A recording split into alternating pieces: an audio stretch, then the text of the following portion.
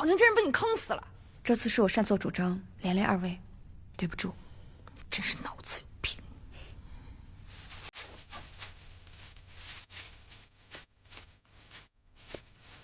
你干嘛？哎，你又搞什么幺蛾子？哎，谁？你干嘛？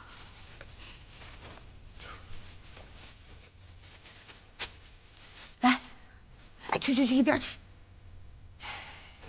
别碰我！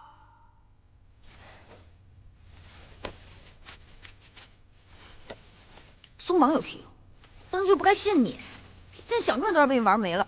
导姐姐，你消消气嘛，姐姐这么做一定有她的道理。我自己来。不是，南芝，你到底要干什么呀？是呀，姐姐，我也不明白，你为什么要放弃做魁首啊？当魁首，也不能去第3层。不是说得到第1名就会有重赏吗？秦先生是这么说的呀。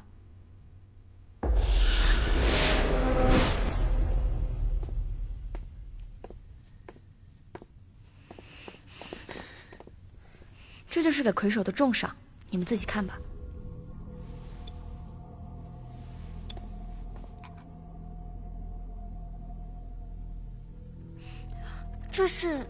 这是樱草，还会有各类菇粉。你懂药草？我从小跟爷爷一起去山上采药，当时很多药材我都有接触过。那这东西到底什么玩意儿啊？这东西吃多了就会变得像这些学子一样，行尸走肉。那这么说，整个学院不都是秦先生的傀儡啊？亏了没跟那俩姐妹组队，要不然还真就被困在这儿一辈子了。可是秦先生每天都跟这些傀儡在一起，他不觉得瘆得慌吗？也许有的人就是愿意沉溺幻想，享受这种虚假的快乐。那才是天大的蠢货，梦里面越享受，清醒过后就越痛苦。要是我，就算是要严刑拷打，也要站着清醒着。想让我吃这种玩意儿，做梦！大胆！谁让你们进来？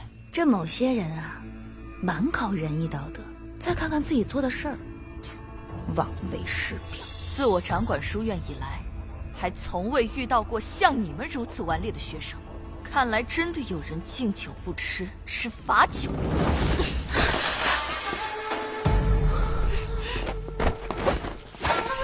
秦女士，你叫什么？秦女使。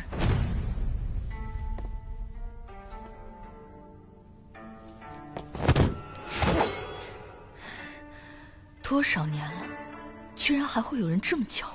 秦女使曾是本朝名满天下的第1才女，那个在太后身边为其执掌御批、号令百官的宫中至诰，这么称呼，难道错了吗？你揭穿了我的身份，就不怕我杀了你？秦女使当然可以杀了我，但在临死之前，我想知道，那个在百姓心中宅心仁厚、爱民如子的第1才女，她是否还在？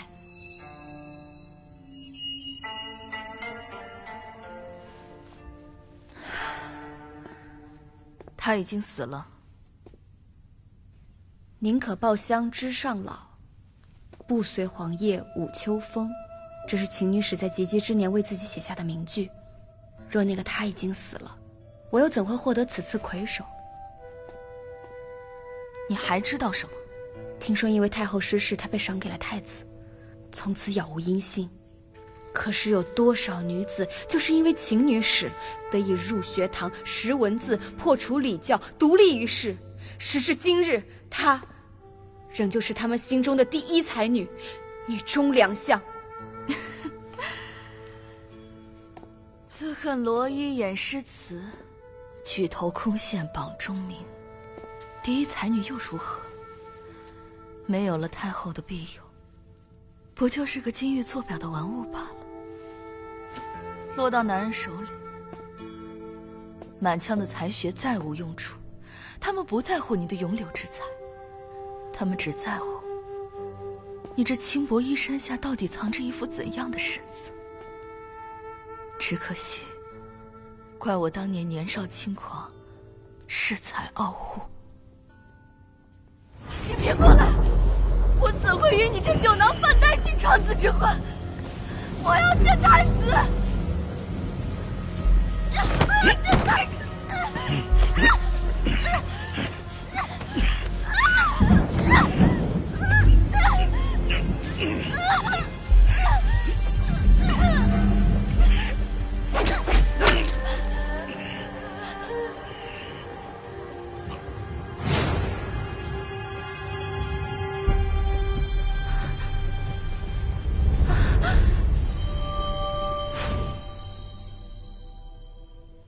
我自以为清高，不愿以色示人，我还划伤了他的脖颈，而太子却降罪于我，将我丢入大狱。我才知道，原来太子看中的并不是我，只是想断太后羽翼，而我失去太后庇佑，彻底沦为囚奴，随意任人踩踏，连最下贱之人都能轻薄于我。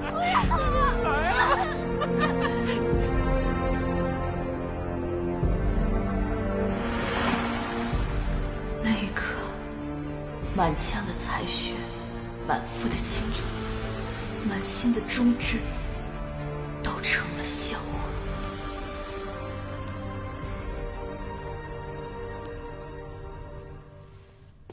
那秦女使为何会来到此处？我本以为会被凌辱致死，然后扔进那乱葬岗，然我精通药理，便被这灵牙塔主买来协助试药。你知不知道，这是在助纣为虐？这塔中满是恶行，那又如何？我早就不在乎什么仁义道德了，在这儿至少我有我的书院，我有我的学子，我可以为人师长，我可以传授知识。这里根本不是什么书院，那些也根本不是你的学生，操控这一切的只是那个铃铛而已。你如此沉溺幻想，和那些行尸走肉又有什么区别？幻想又如何？我的人生都已破败至此了，我就是想做一个梦，一个超脱世俗的梦。就算醉生梦死，又有何不可？我就是要打醒你，秦女使。你虽女子出身，却不落窠臼，敢破礼法之所。明明有治世之才，经略之谋，现如今却自甘堕落，成为一群吃人权贵的帮凶。你说的倒是轻巧。我身处地狱，无力向上，我就算心有不甘，我又能如何？我这一条贱命，我又能如何？要是心有不甘，那就抗争致死，杀恶鬼，出地狱，再世为人。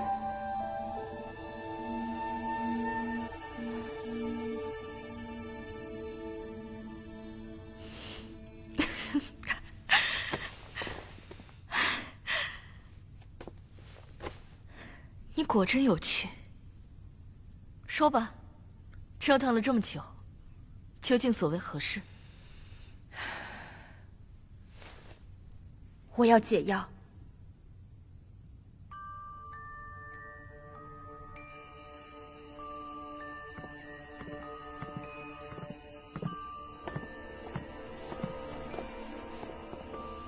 秦先生，有件事我一直很好奇，之前那些人是如何通过这第二层的？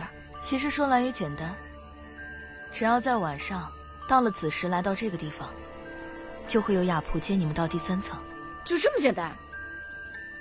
我在这院内明令宵禁，你以为谁都跟你一样啊？原来如此。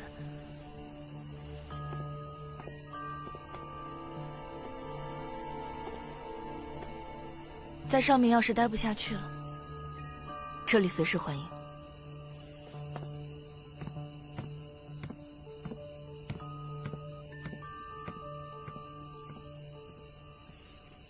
也不知道带上你们是好是坏。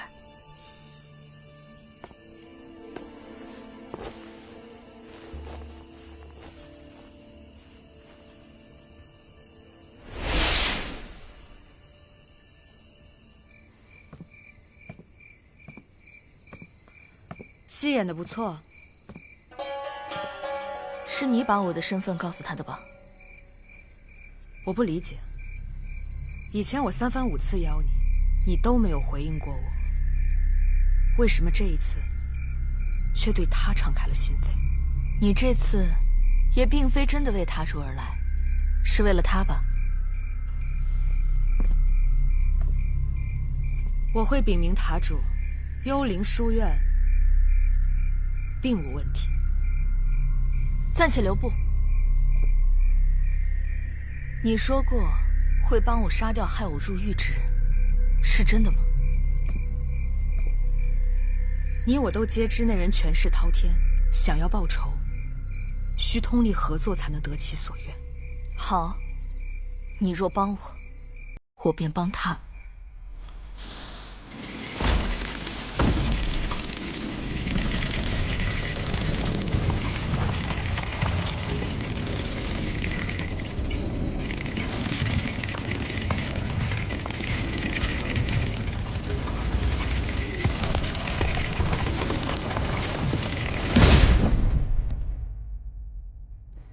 这什么破地儿啊！不是说一层比一层好吗？这感觉还不如第一层呢。这层到底比什么？该不会就咱们3个人比吧？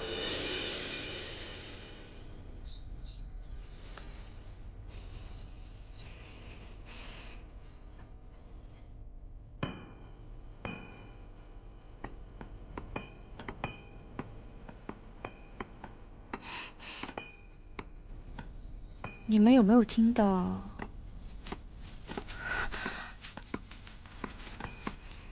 这有什么声音？听着像打铁铺的声音。这次到底是比什么？这次到底比什么？不会真是我们3个人比吧？哎呀，你跟家哑仆较什么劲呢？这先好好吃饱饭才重要。哎，但这菜确实比前面强点啊。等等，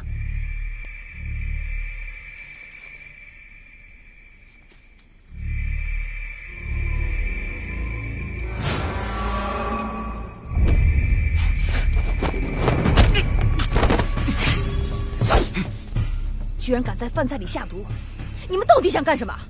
看来，在这层不是被毒死，就是被饿死。怪不得这层没人了。带我们去见雀蛇。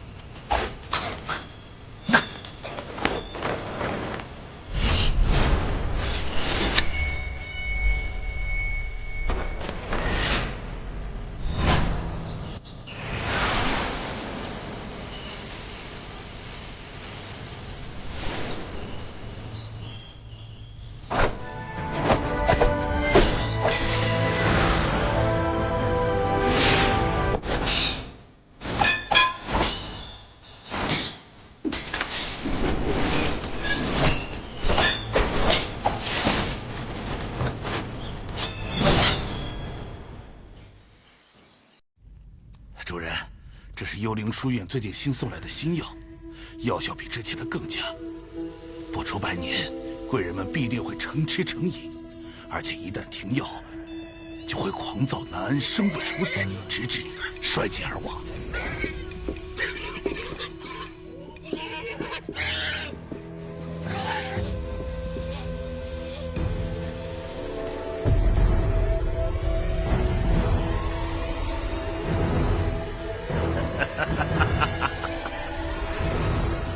很好，但只是这样还不够啊！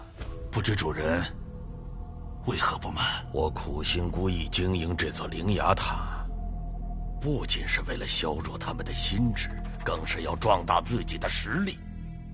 请主人明示，那批钱为何迟迟没有运到？究竟是你松懈了，还是管不住下面的人？属下办事不力，请主人责罚。你也不必如此，下面的人不听话，换了便是，没什么大不了的。起来吧，主人，属下一定尽快的督促。这塔里的老人待久了，难免是倚老卖老，自以为是。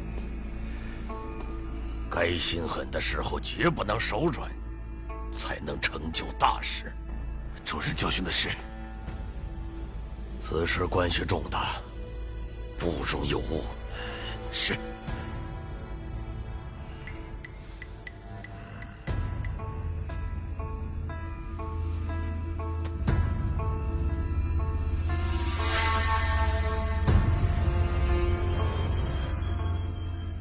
之前听你说过，那人被你在脖颈处划伤，险些送命。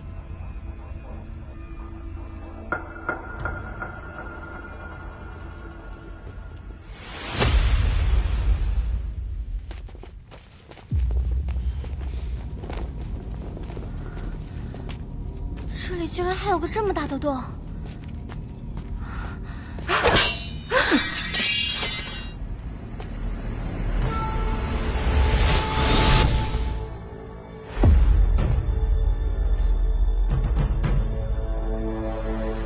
瞧，大晚上的还有会客呀？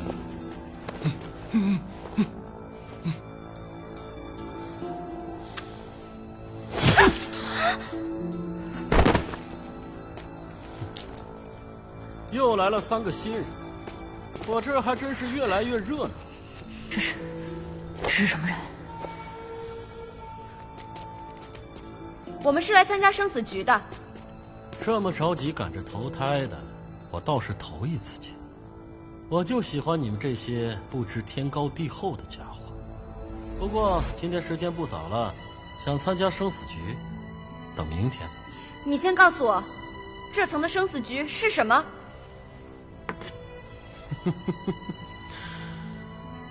不急，你们能活过今晚再说吧。你们干什么？别想着蝇营狗苟的在老娘饭菜里下毒，老娘不吃你们那一套。聚宝窑今日进展缓慢，主上有多次催促，此事我总觉心神不定。簪花乃塔主义子，有他在，想必不会出什么纰漏。他，我倒不担心，只是若塔主不放心，无咎，愿代为效劳。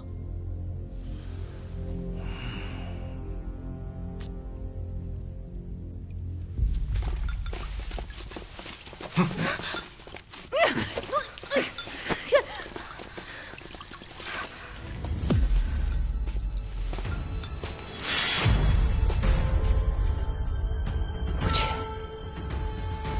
怎么突然这么多人？这里怎么这么奇怪啊？你们是？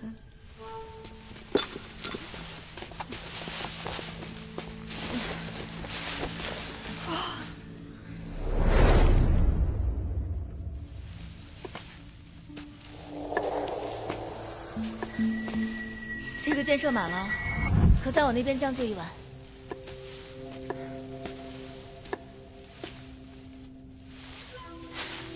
来来来，你们3个今晚就睡这儿，我都给你们铺好了。那不用麻烦了。那个人怎么带着刀啊？有人说不让带刀吗？跟这样的人住在一块儿，这大晚上的，怕也睡不安生啊。姐姐，咱们今天真的非要住在这儿吗？不想待着，那就滚出去！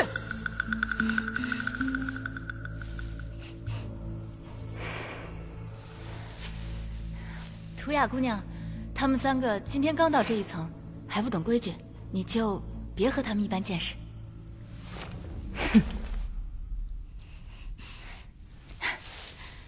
来，哦对了，你教我扣碗就行啊。啊，扣碗，没事，我们自己来吧。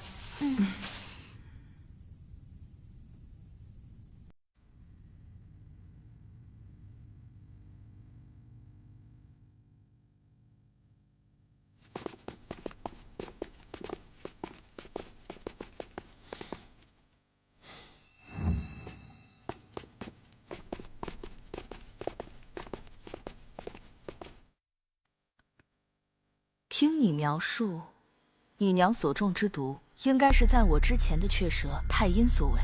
这个雀蛇太阴现如今在何处？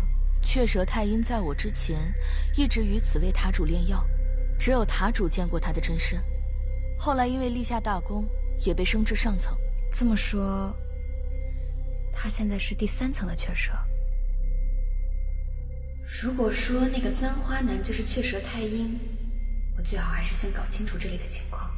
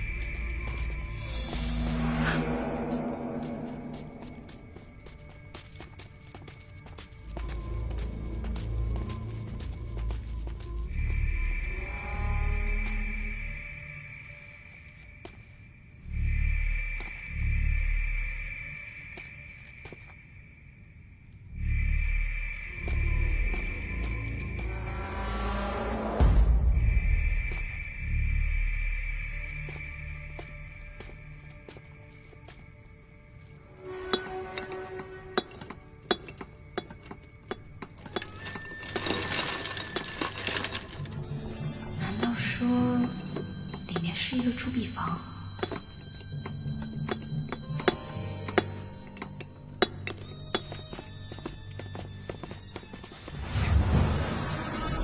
谁？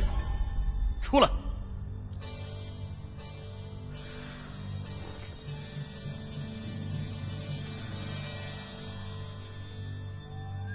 再不出来，别怪我不客气了。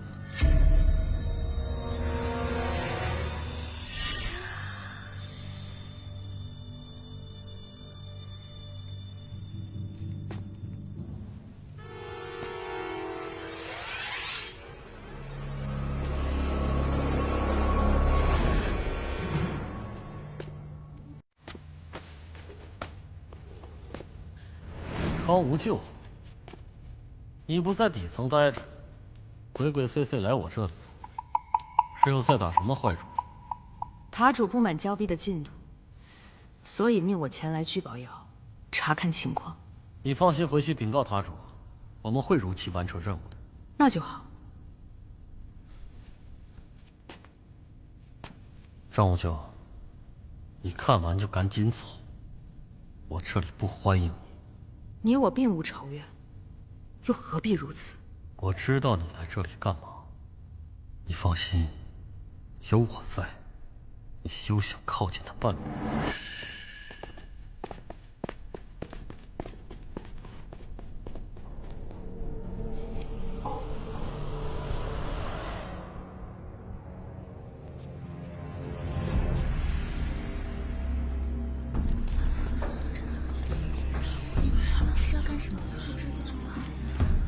怎么这么多人？快要死人了吧？这一层比什么呀？诸位，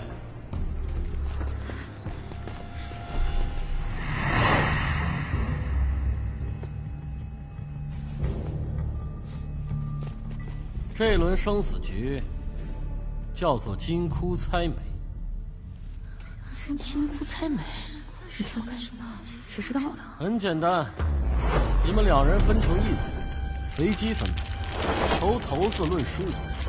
游戏一共3轮，连赢3轮者，不仅可以离开第3组，而且这里的黄金，你们想拿走多少都可以。怎么都是金子呀？不对劲，肯定有诈。可是小心点好。我不参加，这辈子最烦赌博了。这可是生死局，你不参加的话，不参加又能怎样？来，给他开开眼。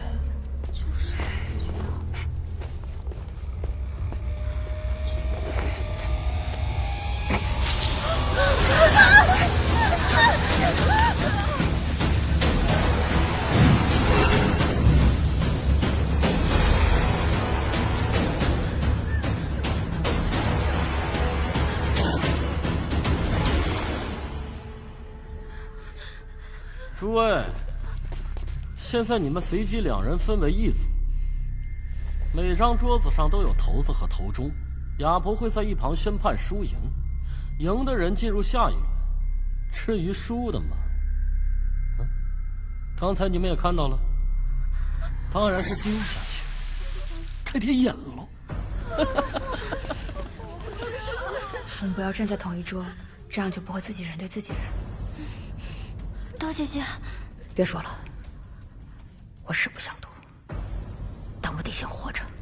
都痛快点嘛，别磨磨蹭蹭的。早赌晚赌都得赌，早死晚死都得死。你们再不上桌，就都给我进去喂蛇。不行了，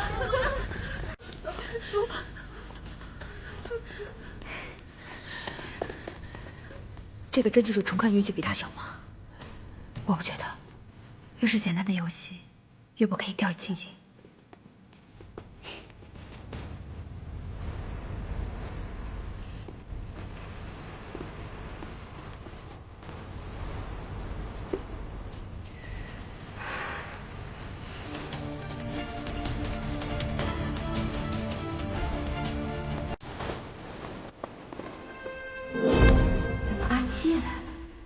难道又是师傅带来的？都准备好了吗？金库猜谜，第1轮开始。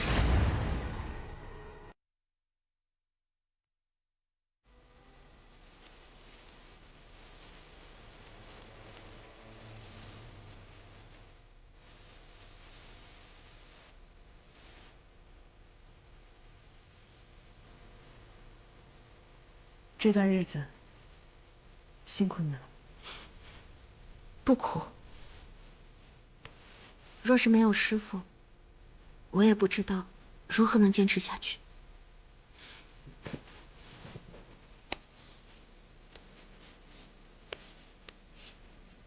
这是我给师傅做的，我给他起名千丝镯。他日若你带上它，我们一起闯进灵牙塔，定能所向披靡，无往不利。金库猜谜第1轮开始。是金库猜谜，到底是什么？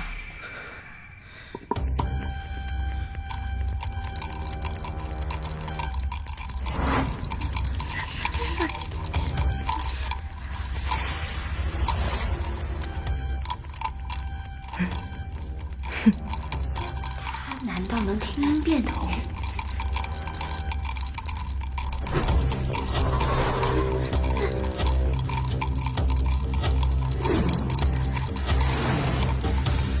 老天爷，求你亮照我！如来佛祖、观音菩萨，求求你！摇定离手。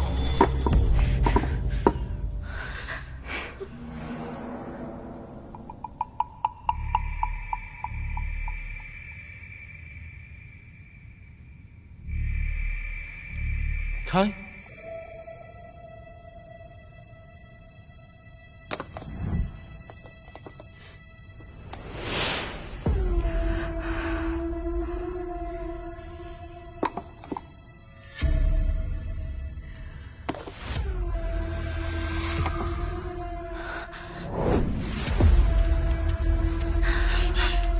我活下来了，我活下来了！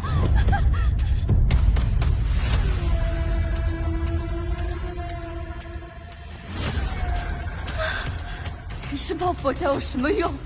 是个进步了，菩萨都难保。完了，你是不是搞错了？放开我！放开我！放开我！放开！放开我！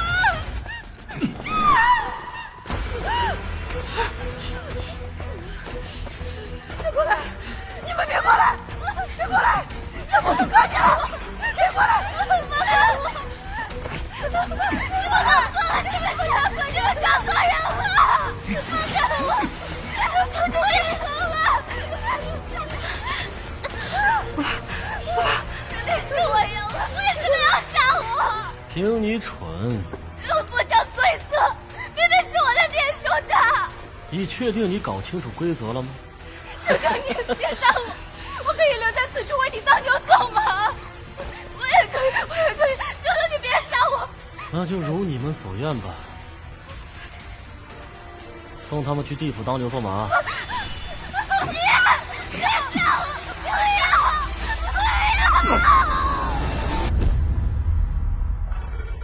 还愣着干什么？开始啊！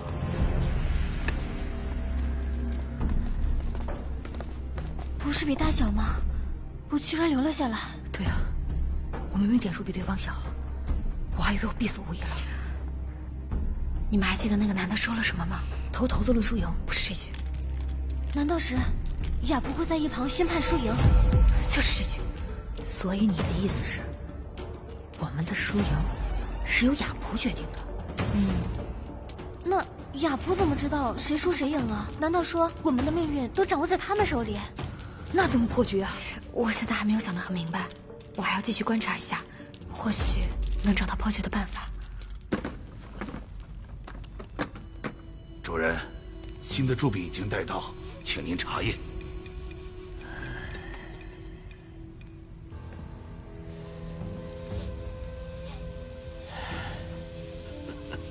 办得好！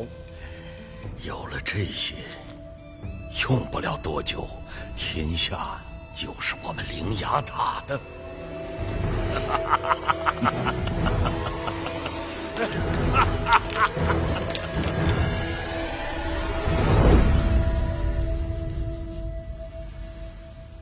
金库猜谜第2轮，开始。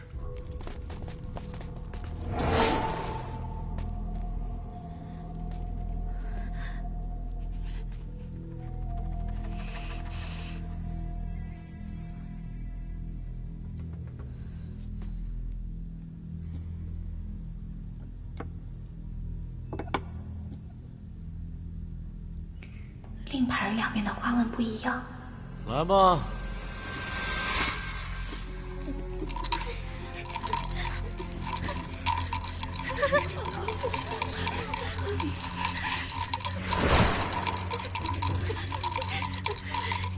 摇定离手。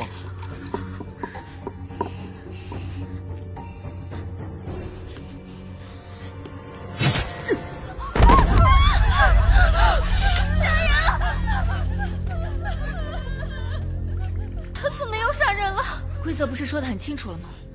只有一个人能胜出，那么只要他把对手解决掉，不管结局怎么样，他都能活下去。看来这里没有任何规则可言。为了赢，什么事都做得出。还好没有跟他抽到一组。这女人到底什么来历啊？我听说她是赤莲族百夫长，她手里死过的人，可能比这里死过的人还要多。还继不继续了啊？开始啊！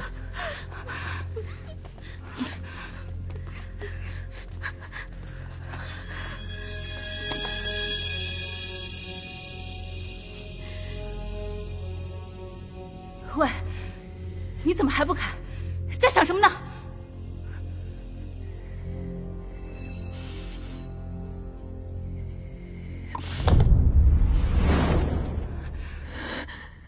我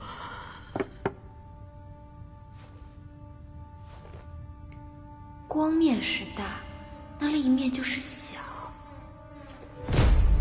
刀娘那边比的是小。我的头子，还我！我赢了！我的头子，我的头子！那边比的是小。我赢了！看来你们之中已经有人摸清楚游戏规则。你们抓错人了！他头子里什么都没有，应该是我赢，应该是我赢！不要！我的帽子！你们抓错人了！我的帽子！放开我！放开我！帽子！我的帽子！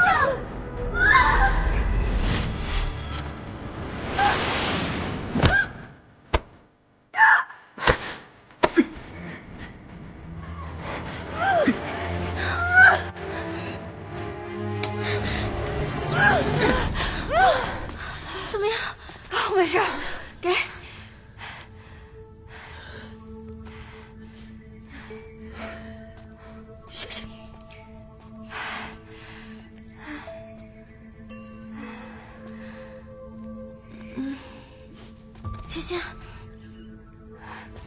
你被蛇咬了，你怎么样？啊，没事。来人，将他带下去，关2个时辰。凭什么？你要干什么？不许动！凭他搅乱秩序，理应受罚。你若是再敢阻拦，小心我把你也丢进蛇洞。娘娘，没事的，放心。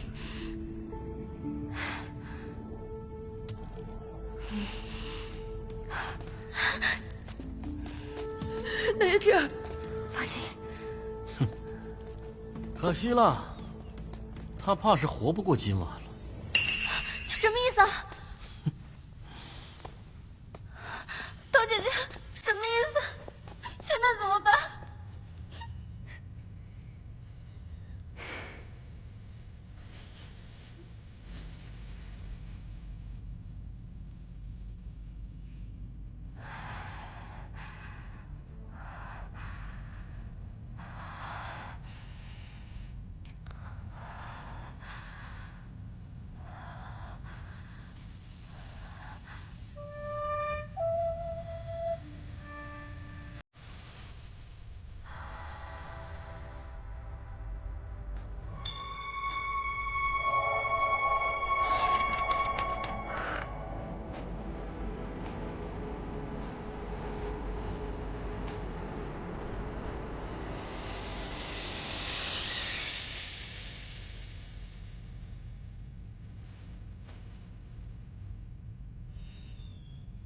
师父，师父，我就知道你一定会来救我。跟你说过多少次了，灵牙塔中的囚犯都是要犯，不可随意轻信。你今天居然为了一个认识没多久的人以身犯险，你想气死我？可是，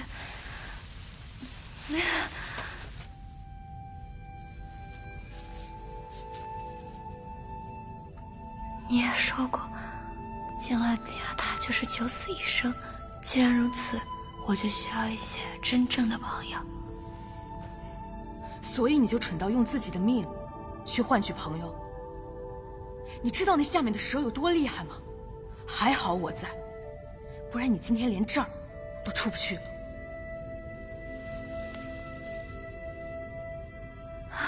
这事真的这么多？可是我娘的解药还没找到，怎么办？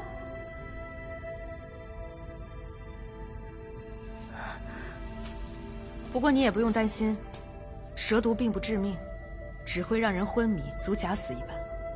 等毒素消退，你自然无事。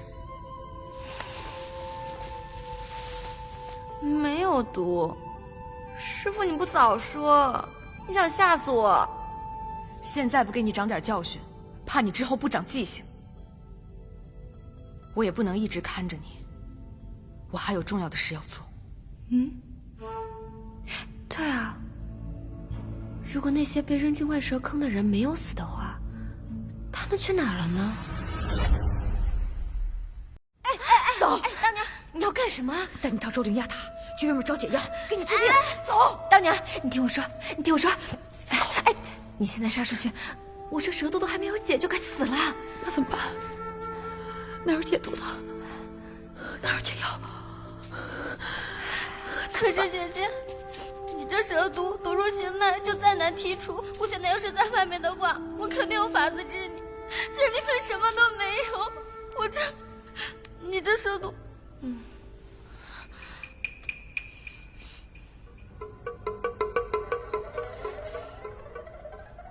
怎么办？哎呀，没事儿，那就顺其自然呗。你们都别哭了。顺其自然？都要死了，你让我怎么顺其自然？唐娘，反正我现在都要死了，在我死之前，你能不能答应我一个心愿？你有什么心愿？我上刀山下火海都一定给你做到。我看你一直很宝贝你的虎头帽子，我真的很想知道，它为什么对你如此重要。你告诉我，我也知道我因何而死，也算死得其所了。就这点小事吗？啊！我说，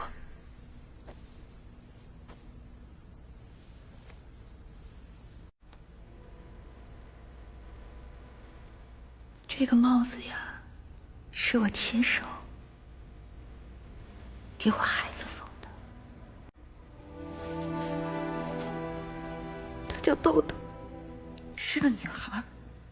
她特别的聪明，特别的懂事，特别的可爱。以前我是一个换洗娘，靠给别人换洗衣服过活。我们这些做劳力的女子，本就受人轻贱。那时来我店里的男子都把我看作可以随意试穿的衣服，随便轻薄。你放手！调笑说罢。常年如此，我也习惯了。回来了。后来有个镇上的衙役带着几锭银子来我家提亲。我天年见他只手阔绰，便答应了这门亲事。刚开始他对我也很好，我还天真的以为我择了良夫。谁知道呢？都是狗屁的。他一见我生的是个女孩，便大失所望，抱都没抱一下就跑出去旋风走路。那个天杀的，不仅整日对我非打即骂，还染上了毒瘾，把家里所有值钱的东西都拿出去变卖，完全不顾我跟豆豆的死活。我只能白天给人浆洗衣裳，晚上替人缝。赚来的些物钱被他抢走后，还要嫌铜板上有撞脚。后来他的毒瘾越来越大。是这个豆豆卖了换钱。你还我豆豆！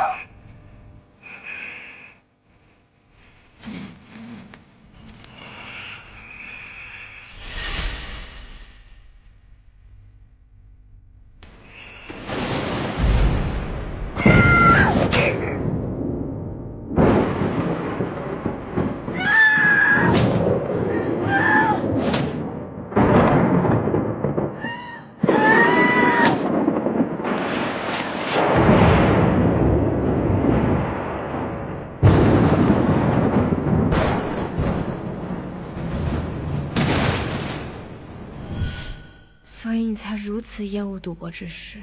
所以，当姐姐这么想出去，就是为了找豆豆。我就算耗尽这辈子，拼上这条命，我也要去找他。刀娘，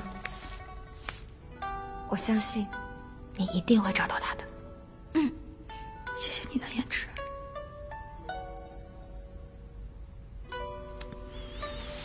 对不起，你都是为了帮我，还救了我这么多次，让你差点没了命。其实我已经没事了，这蛇毒不死我。怎么可能？你什么意思啊？我没事了，你看，好了。你确定你没事了？你确定你不会死？不信你问阿蛮。是真的，姐姐的伤口已经在愈合了，现在已经并无大碍了。你骗我！你吓死我了！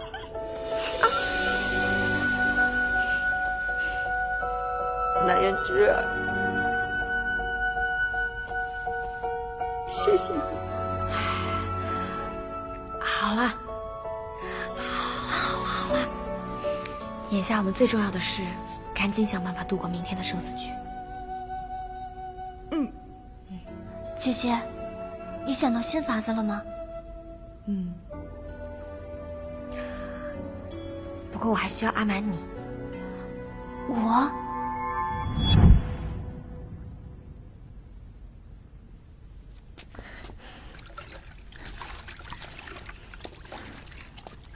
我们那边茅草不多了，我想向你这边取点茅草。啊，行，谢谢。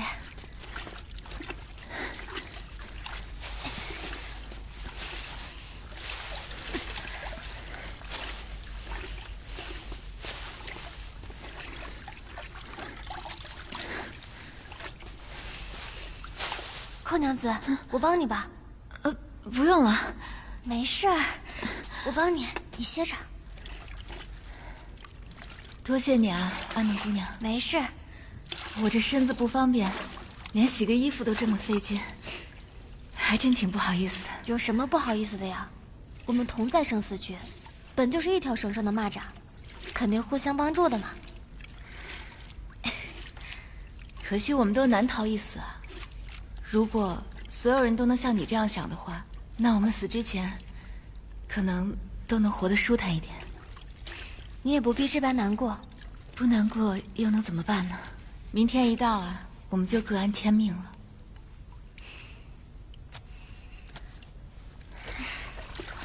寇娘子，实不相瞒，这生死局有必赢的法子。当真？其实是这样的。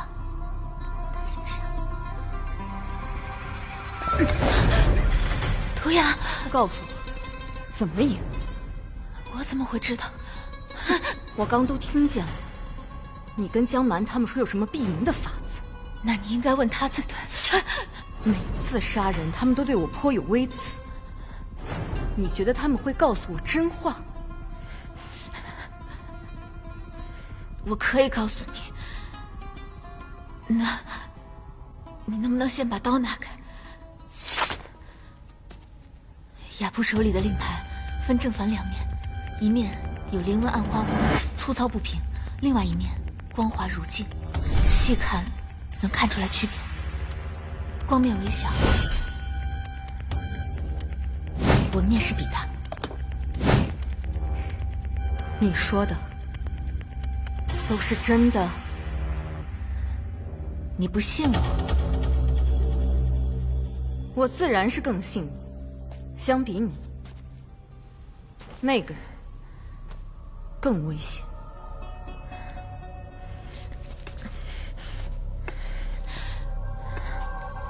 你是说，那个江蛮？你们不知道他的过去，但我见过他的残忍。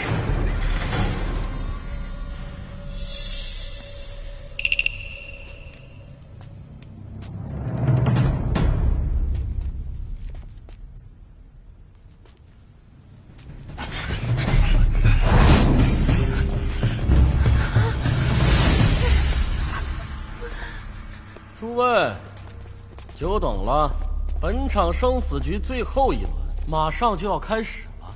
且慢，这第3轮若还是两两一组，未免太无趣了些。哦，那你想怎样？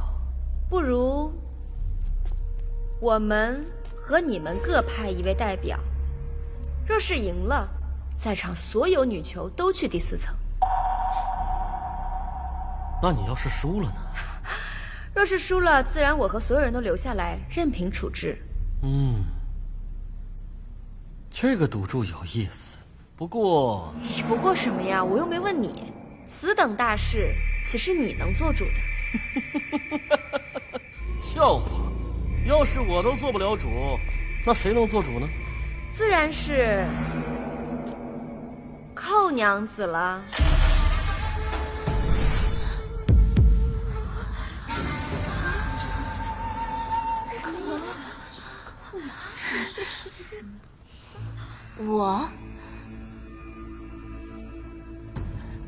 我区区一个弱女子，若没了这拐杖，我怕不是连第3层都走不出去。如何问我呢？你出不去，是因为你根本就不需要出去。我说的对吗，雀蛇大人？南姑娘，切莫取笑于我。寇娘子不必谦让，你身为雀蛇，却甘愿委身其中，真是胆识过人呢。南姑娘，你此话怎讲？首先，你手上拄拐处无茧，说明你的伤并不是旧伤。拖着一条残腿又不会武功的你，是如何从底层的生死局一步一步爬到第3层的？他们是看我拖着残躯，可怜我罢了。其次，他的手上并没有引路戒。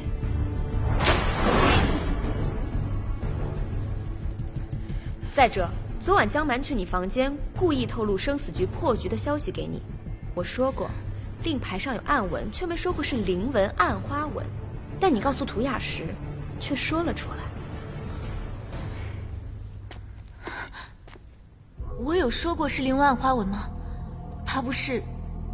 图雅姑娘，你记错了吧？我没有记错，而且你告诉我的答案是相反的，根本没想让我活着离开这里吧？在我们部族，如此不守信用是要被当众处死的。你把我说的都告诉他了。你们什么时候走得这么近了？我们虽然认识的时间不长，但我们都一样想要活下去。说吧，什么事？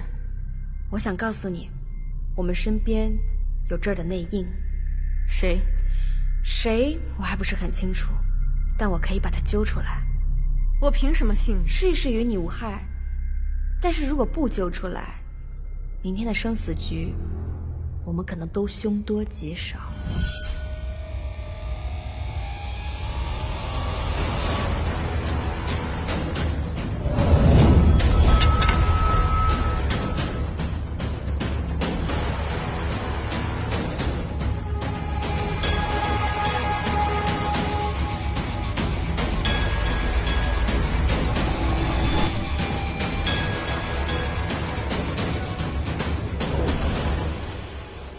南姑娘甚是聪慧。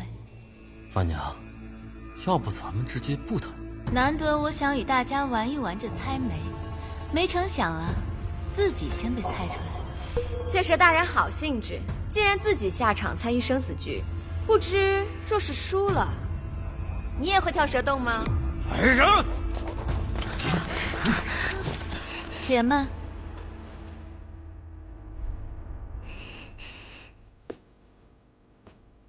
方才你说的第3局，你要赌上在场所有女囚的性命，你可知这赌注挺大的。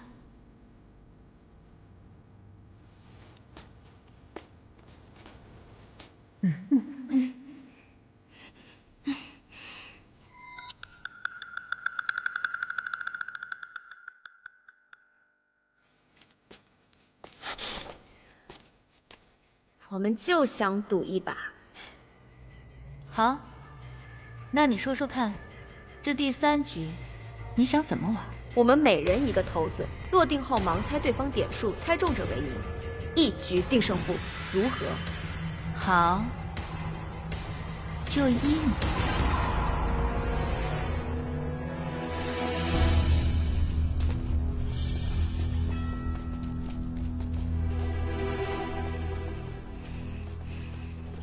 生死局第3轮，二位准备。要是输了，我们的命也得搭进去。不放心，你俩上去比啊。姐姐能赢吗？行了，你别糊弄我了，我这还一手心汗呢。二位准备，生死局最后一轮，开始吧。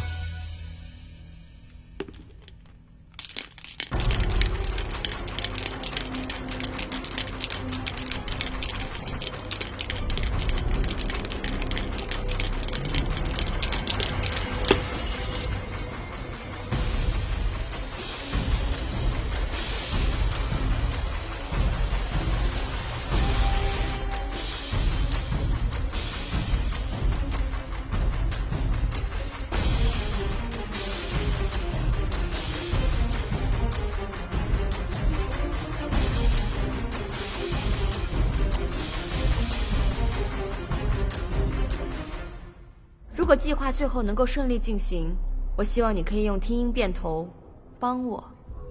我为什么要帮你？你也想离开这里不是吗？单凭个人，我想我们都很难赢过雀舍，只有一起合作，才有赢的机会。我们不是朋友，你为什么要相信我？这次之后就是了。我相信我们一定能够离开这里。听出骰子点数后，我会以眨眼次数告诉你点数。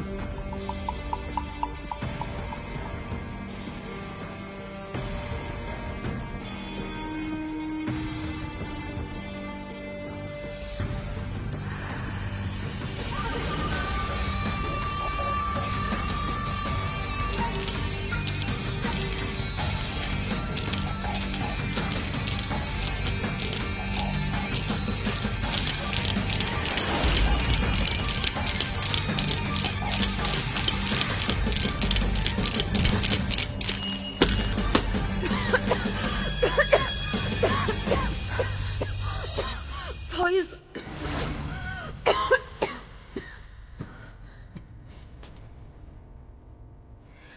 我猜你的骰子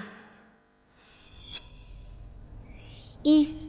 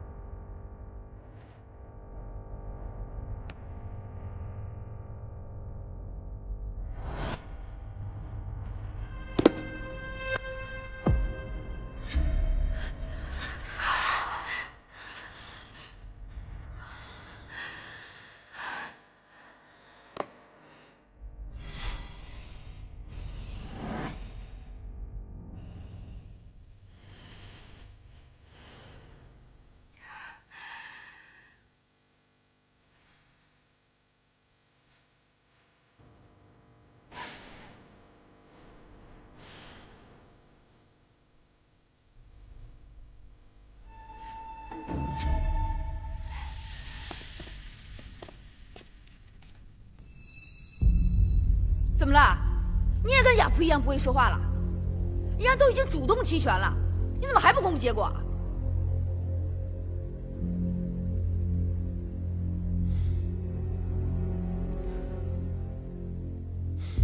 第3轮，南烟之胜。